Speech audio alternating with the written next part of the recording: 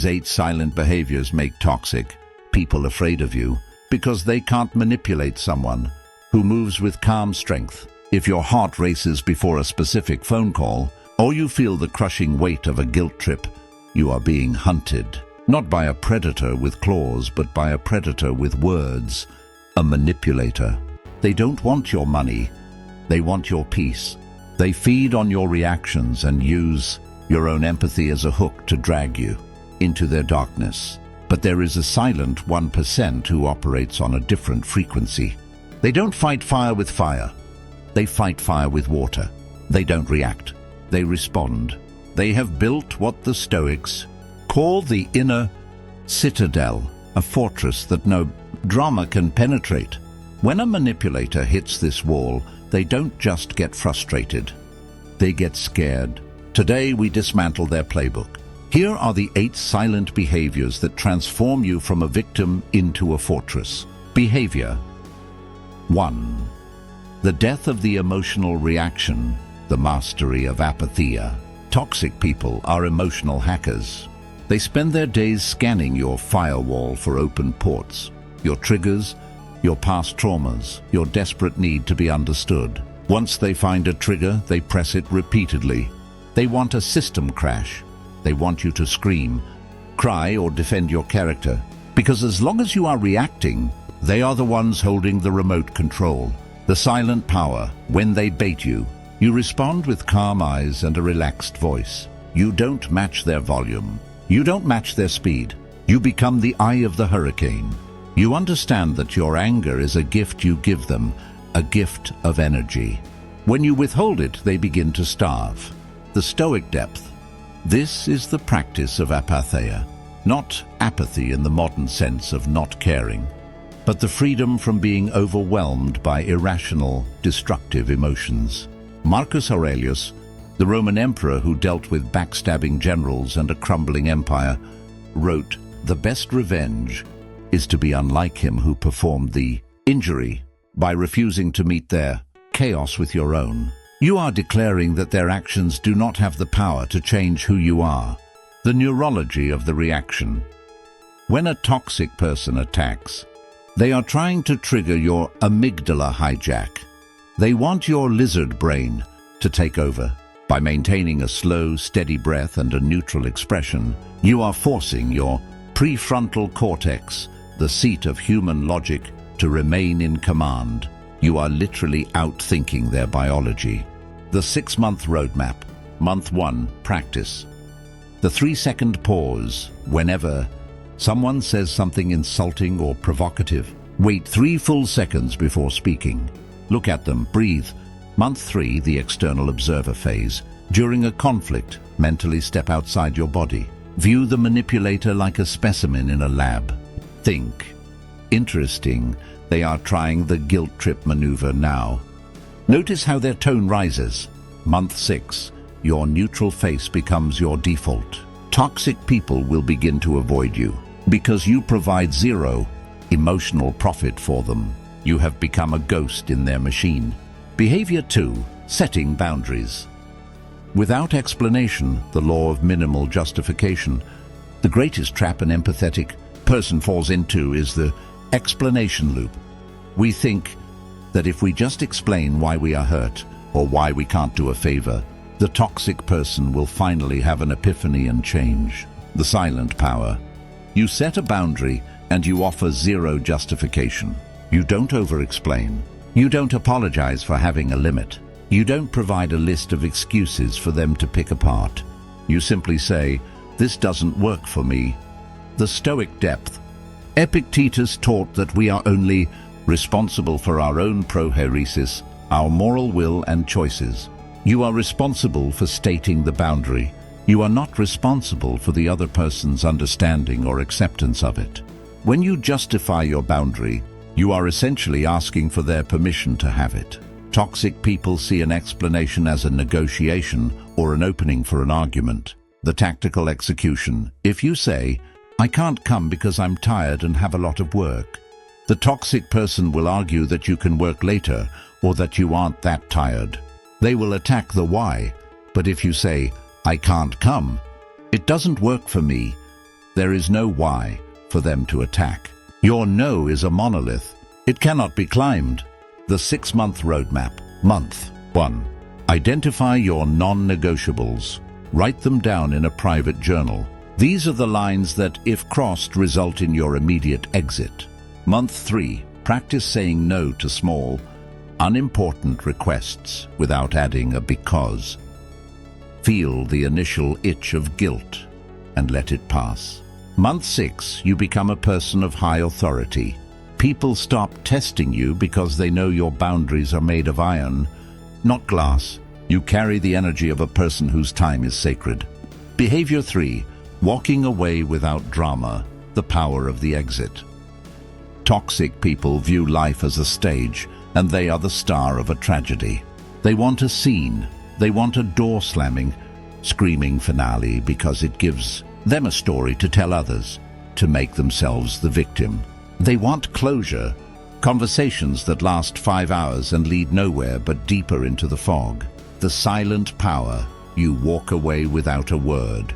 No last word, no final text that explains how they hurt you.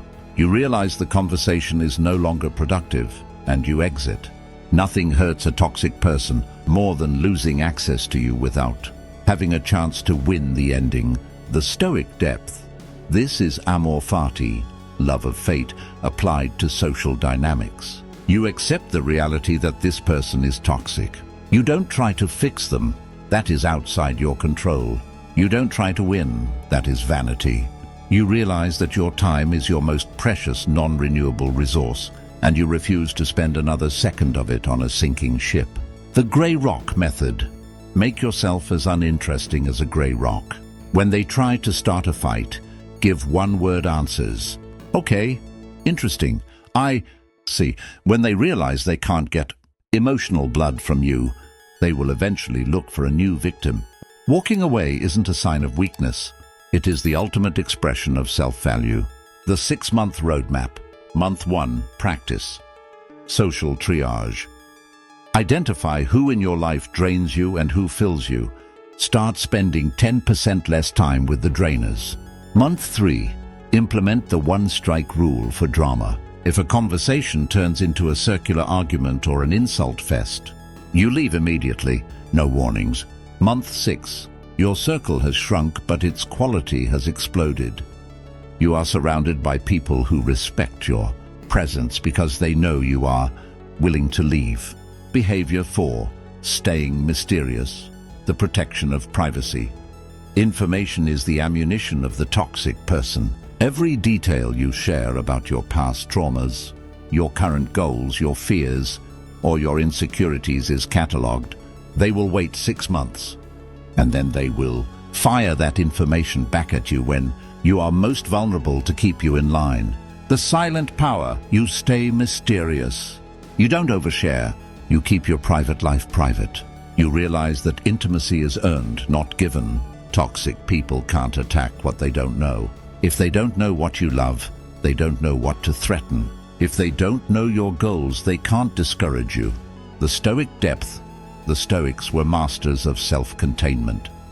Zeno, the founder of Stoicism, was known for his quietness. He knew that the more a man speaks, the more he reveals his vulnerabilities. Keeping your own counsel is a sign of high internal authority. It is the practice of enkratia, self-mastery. The tactics of information security. The level 1 shield. Only share, weather and work. Level information with those who haven't proven their character. The deflection. When they pry into your personal life, smile and ask them a question about themselves. Toxic people love talking about themselves. Use their narcissism as a shield. Let them talk for an hour while you learn everything about their weaknesses and they learn nothing about yours. The 6-month roadmap.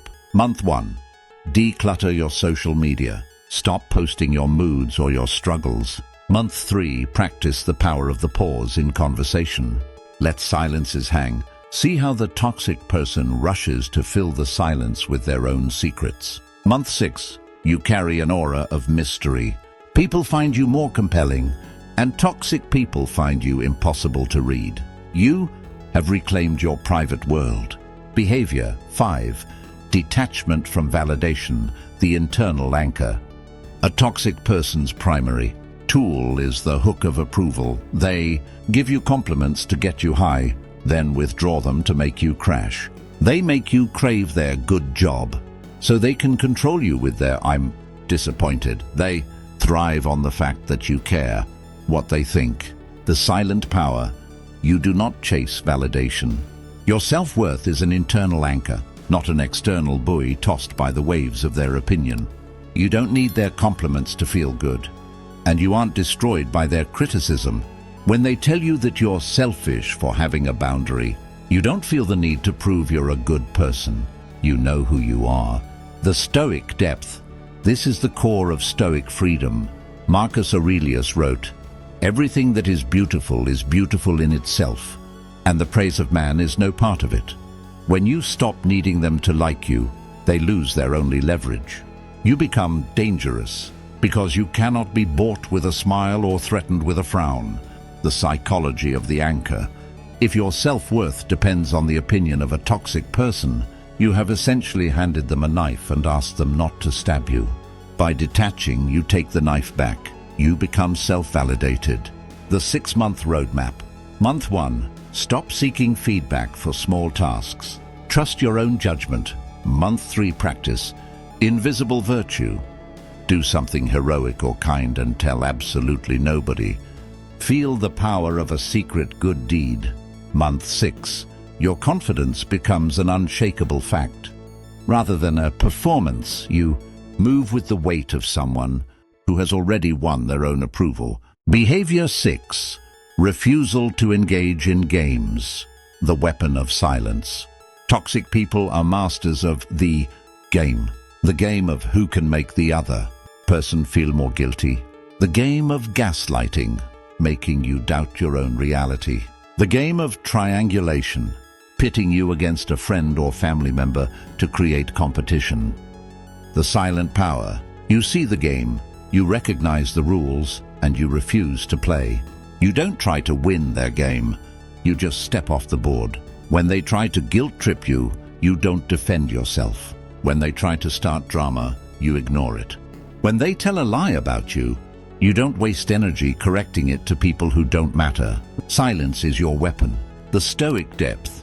This is phronesis, practical wisdom. It is the ability to see things as they truly are, not as the manipulator wants you to see them. Seneca said, "Silence is a lesson learned through life's many sufferings." A quiet man is a terrifying man to a manipulator because they can't find a grip on him. The tactical silence. If they send you a 10-paragraph toxic text, respond with "okay," or better yet, don't respond at all. Your silence is a mirror. It forces them to sit with their own insanity. It makes them realize that they are shouting into a void. Behavior 7. Prioritizing peace over people. The protection of energy. Most people are people pleasers. They would rather sacrifice their own mental health, their sleep, and their bank accounts than have someone be mad at them. Toxic people thrive on this. They know you will keep trying because you hate the idea of a broken relationship. The silent power. You prioritize your inner peace over the comfort of others. You protect your energy like a dragon protects gold. You realize that no is a complete sentence. You choose the quiet of a lonely evening over the chaos of a toxic dinner party. You are willing to be the bad guy in their story if it means being the hero in your own. The Stoic depth. The Stoics believed in ataraxia, a state of robust, military-grade tranquility. This peace is your inner citadel. If someone brings fire into your house, you don't ask them to stay. You put out the fire and show them the door. You realize that you cannot pour from an empty cup. The rule of energy. Every person you allow into your life is an investment. If someone is a high-risk, zero-reward investment, you divest. You stop caring about being nice and start caring about being just to yourself. Behavior 8. Forgiving but never returning. The closure of the door. This is the final and most powerful behavior. Many people mistake forgiveness for reconciliation. They think if they forgive someone, they have to let them back into their life. They think holding a grudge is the only way to stay safe. The silent power. Your forgiveness is for you, not for them. It is the act of letting go of the hot coal of resentment so you don't get burned. You forgive them for being the broken, toxic person they are. You realize they are acting out of their own internal hell.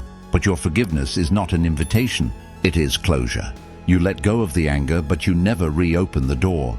You have moved on, and in your new life, there is no room for them. The Stoic depth. This is the ultimate expression of amor fati, love of fate, and justice. You recognize that the past cannot be changed, so you forgive to clear your own mind. But you also recognize, through practical wisdom, that a scorpion will always sting, so you don't pick it up a second time. The 6-month roadmap. Month 1, write a letter of release to the person who hurt you. Don't send it, burn it. Month 3, practice cordial distance. Be polite if you must see them, but share nothing. Month 6, you realize you haven't thought about them in weeks. That is the true victory. You are free. The conclusion, the 6-month transformation. What actually happens to the man or woman who decides right now to adopt these 8 behaviors? This isn't just a self-help tip. It is a fundamental rewiring of your social identity. You are moving from a state of pathos, being acted upon by external forces, to a state of hegemonikon, the Stoic term for the commanding faculty of the soul. If you commit to this, your life will undergo 3 distinct and sometimes painful phases. Phase 1, the extinction burst, the first 14 days. In the first 2 weeks, things will likely get worse before they get better. This is a psychological phenomenon known as an extinction burst, when a manipulator realizes their old tricks, the guilt trips, the shouting, the gaslighting, no longer work. They don't immediately give up. Instead, they escalate. They will get louder. They will get meaner. They will recruit flying monkeys, mutual friends or family, to tell you that you've changed or that you're being unreasonable. They are testing your foundation. They are trying to see if your new strength is a phase or a genuine transformation. If you flinch here, you confirm to them that they still own you. But if you hold your ground, if you remain the gray rock and stay in your inner citadel, you beat them forever. You are teaching them that their currency is no longer accepted at your bank. Phase 2, the great filtering, 2 months in. By the 2nd month, the noise begins to die down. Toxic people are, at their core, parasites. They need a host who provides emotional blood. When you stop reacting, you become an inhospitable environment. They will start to disappear, moving on to find easier prey, people who still need their validation and still fall for their drama. During this phase, they will lob parting shots. They will call you boring, cold, arrogant, or emotionless. Wear those labels as badges of honor. To a manipulator, a person with boundaries always looks like a villain. If they are calling you cold, it simply means they can no longer feel the warmth of your energy that they used to steal. Phase 3, the birth of the philosopher king, 6 months in. At the 6-month mark, the transformation is no longer a conscious effort, it is your new nature. You look in the mirror and see a different human being. You are no longer a victim of your environment or a slave to your phone notifications. You move with a calm strength that is palpable to everyone you meet. You speak with a new kind of authority, the authority of someone who doesn't need anything from anyone. You have achieved ataraxia, the robust tranquility that the ancient Stoics prized above all else. You are finally the director of your own life, rather than a background character in someone else's tragedy. The final call to action. The silent 1% understand that true power isn't loud. While the toxic person is screaming, plotting, and exhausting their nervous system, you are building, growing, and breathing. You have finally reclaimed the remote control to your own mind. I want to see who is committed to this path. If you are ready to stop being the pawn and start being the fortress, comment the word mountain below. It lets me know you've watched until the end and that you are ready to stand your ground. Also, if this manual gave you the clarity you needed today, hit the like button. It helps the algorithm find others who are currently trapped in the explanation loop and brings them into the light. Pick just one of these 8 behaviors today. Don't try to master them all at once. Pick the one that scares you the most, the one you know you need, and practice it the very next time you feel the pull of drama. Watch the confusion in the toxic person's eyes when they realize they can no longer reach you. Feel that sudden, electric surge of power in your own chest when you realize you are finally free. If you want to continue building your inner citadel and receive deeper insights into the Stoic way of life, subscribe to Stoic Letters. We are building a community of individuals who refuse to be moved by the chaos of the world. The world will try to move you every single day. It will try to bait you, shame you, and control you. Be the mountain. Start today. Start now. Your future self is watching and they are rooting for you.